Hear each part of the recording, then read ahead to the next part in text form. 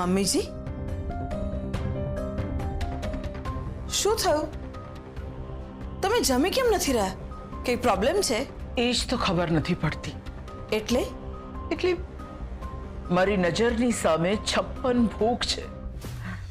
બીજો કોઈ માણસ હોય તો આ બધું જોઈને એની ભૂખ ઉઘડે. મારી તો ભૂખ જ મરી ગઈ છે. ભૂખ મરી ગઈ છે? હા. મમ્મીજી, શું થયું? તમે કેમ રડો છો? મને એવું લાગે છે કે કોઈક તો ભૂખ્યું છે. કોઈક ભૂખ્યું છે.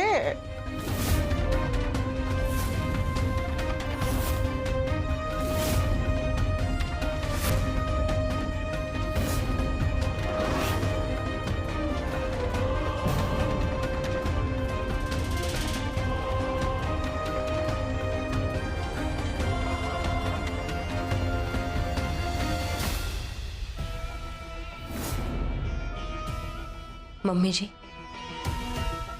આપણે મોટી બાની યાદોને તો ભૂલાવી દઈશું, પણ એમની લાગણી અને પ્રેમ એને ભૂલાવવો અશક્ય છે. મારા જીવનના અનુભવ પરથી કહું છું કે લાગણીની જ્યોત એટલી બધી મજબૂત હોય છે કે એ સ્વાર્થની ફૂંકની જ્યોતને ઓલવી નથી શકતી. હું પણ એ જ વિચારું છું. મોટી બહાનો એમના પરિવાર સાથેનો ગાઢ સંબંધ અને સરગમ અને મોટી બા વચ્ચે જે પ્રેમ અને લાગણીનો પવન છે, એ ક્યાંક મારી બનાવેલી કપટની દિવાલને તોડી ન નાખે. તો શું કરશો?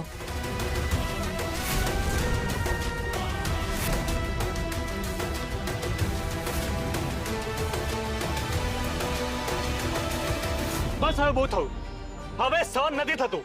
શાંત થઈ જા ધ્વનિત. નથી થવું મારે શાંત. શું કામ શાંત થવું? અરે કુંદન નિવાસ આપણું મોટી બા આપણા, અને આપણે આવી જગ્યાએ રહી રહ્યા છે. ધ્વનિત, સંઘર્ષ એ તો જીવનનો એક અધ્યાય છે. સંઘર્ષ હશે જીવનનો અધ્યાય. હું નથી માનતો. હું ત્યાં જઉં છું. ધ્વનિત, તું શું કરે છે? કાંડો થઈ ગયો છે. તારે ક્યાંય નથી જવાનું. સરગમ, તું આજે મને રોકતી નહીં. ધ્વનિત, ગુસ્સામાં આવીને ભરાયેલું પગલું આપણને તો નુકસાન પહોંચાડે જ છે, પણ આપણી સાથે જોડાયેલા લોકોને પણ નુકસાન પહોંચાડે છે.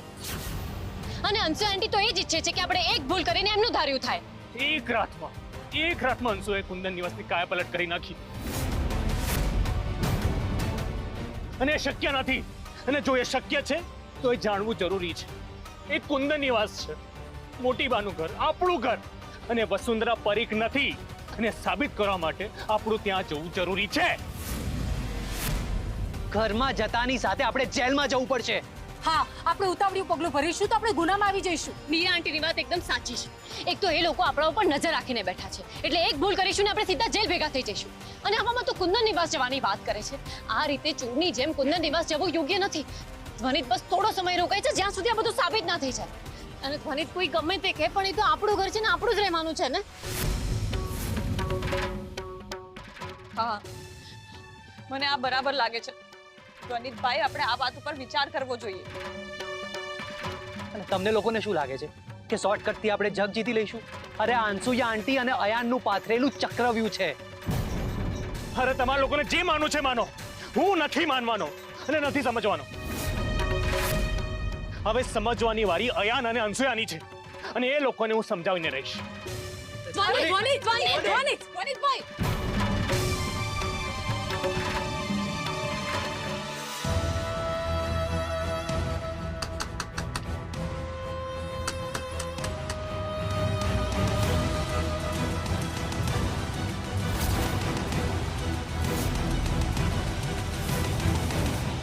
કેમ ઘરની અંદર આવવાનું નહીં કયો?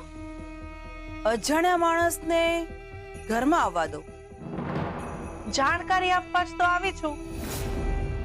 અને કદાચ હું તમારાથી અજાણ હોઈ શકું છું, પણ આ કુંદન નિવાસની એક એક દિવાલ મને બરાબર જાણે છે. આ વસુંધરા નિવાસ છે, જેનું નિર્માણ તમે કર્યું છે.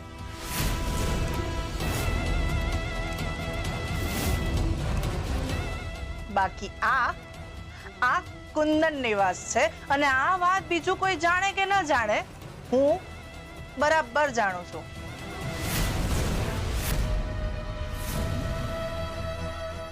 હવે તો તમે મને અંદર આવવાનું કહેશો ને, બરાબર ને? આવો.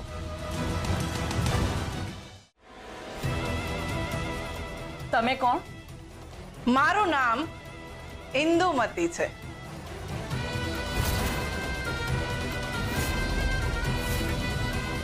તમે ઇન્દુમતી છો, જેમણે ઝવેરી પરિવારને જામીન અપાવ્યા, બરાબર ને? તમે શું કામ આવે છો મારા ઘરે? ધીરજના ફળ મીઠા હોય. તમે સાંભળ્યું નથી? થોડી ધીરજ રાખો, કહું છું. હંધુએ કહું છું. જે વ્યક્તિએ મારા દુશ્મનોને જામીન અપાવ્યા હોય એ વ્યક્તિ સાથે મારે શું વાત કરવાની? અને રહી વાત ધીરજની, તો મેં તમારા વિશે ઘણું બધું સાંભળ્યું છે. કહેવાય છે કે સાપનો ડંખ્યો એક સમય બચી જાય, પણ ઇન્દુમતીનો ડંખ્યો પાણીએ ન માંગે. બસ એક તમારા દર્શન બાકી હતા, જે આજે થઈ ગયા. હવે તમે અહીંયાથી જઈ શકો છો. બસ બસ બસ બસ બસ અનસુયા બેન, વધારે બોલવાથી તમારી તબિયત બગડી શકે છે. અને પહેલા મને જે કહેવું છે ને એ કહી દેવા દો, પછી તમારે જે કહેવું છે એ કહેજો. હવે મુદ્દાની વાત કરીએ. તમે તો મારા વિશે માત્ર સાંભળ્યું છે, પણ તમે ઝવેરી પરિવાર હારે જે કર્યું છે ને એમાં તો મારા કરતા પણ ઊંચું લેવલ કરી નાખ્યું છે. મને એમ હતું કે મારા સિવાય કોઈ છે જ નહીં જે આ ઝવેરી પરિવારની બરબાદી ઈચ્છતું હોય, પણ તમે તો સુપડા સાફ જ કરી નાખ્યા. હા, મેં જે કર્યું એ કર્યું, પણ તમે જે કર્યું છે ને એનાથી મને તો નુકસાન જ થયું છે. મારે આગળ જે કરવાનું હતું એની ઉપર તમે ફૂલ સ્ટોપ લગાવી દીધું. એનું શું? વધારે બોલવું ને અધૂરું જ્ઞાન. તમને ખબર નથી, અધૂરું જ્ઞાન વિનાશ નોતરે છે. એટલે પહેલા મારી વાત ધ્યાનથી સાંભળો. તમે પેલી કહેવત સાંભળી છે, દુશ્મનનો દુશ્મન દોસ્ત કહેવાય. આમાં દોસ્તીની વાત ક્યાંથી આવી? કામ દુશ્મનના કરો છો અને વાત દોસ્તીની કરો છો. હા, તમે ઝવેરી ફેમિલી હારે હું ઈચ્છો છો?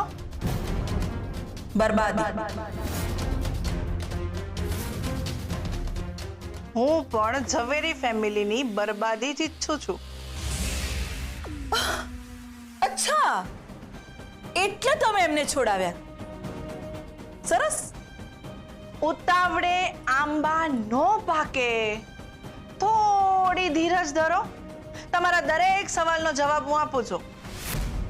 તમારા પહેલા પ્રશ્નનો જવાબ કે મેં એમના જામીન કરાવ્યા. હવે જો મેં એમના જામીન ન કરાવ્યા હોત ને તો કોઈ પણ રીતે એ લોકો છૂટી જ જવાના હતા અને પછી તમારા ઘર સુધી શું, તમારા ગળા સુધી આવી જવાના હતા. આ ઇન્દુમતી એવી ચાલ ચાલી છે કે એ લોકોના જામીન મેં કરાવ્યા. હવે એ લોકોને સતત મારી નજરની સામે રહેવું પડશે અને હું કહું એમ કરવું પણ પડશે.